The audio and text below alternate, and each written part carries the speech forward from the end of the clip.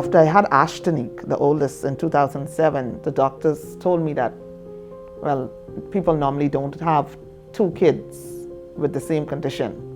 And so it was kind of shocking when Ashley was born with the same condition as Ashtonique.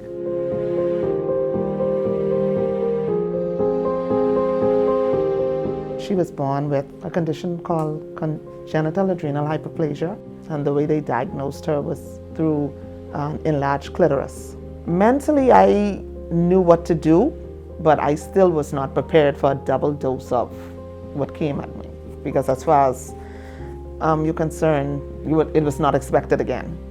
I was getting depressed, I was getting overwhelmed, because I know that I could not get the help that I needed for my daughter at home.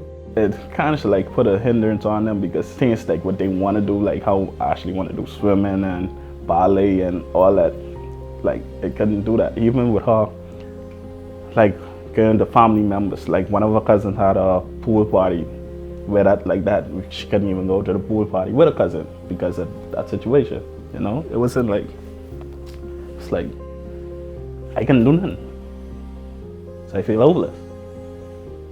There are a number of different functions that are affected. It's not only the external appearance, but it's also the function and the potential fertility.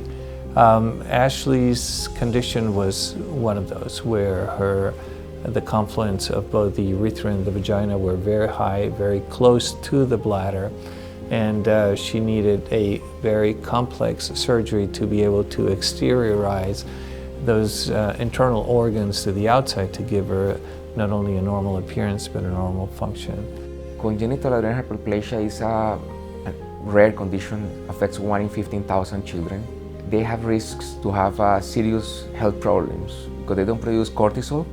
They may have low blood sugar, and that can have serious consequences like seizures, unconsciousness. One part of the adrenal gland was working too much because the signal from the brain was trying to stimulate the hormone production, and what she was making was testosterone. And then she was having the changes expected for a boy more than for a girl, and that was the reason why she was being followed by Dr. Gonsalves, by urology. 2019, I got the call that they found a foundation that is willing to help. February of 2020, Ashley's name made the donor list. The office called, they said they found a sponsor for the surgery. I was speechless. I was speechless. I was like, what? Because we was waiting on this so long. And when it finally go, I was like, what? It's like, it take me off guard. I was like, what the? It was shocking. And I was very happy for that.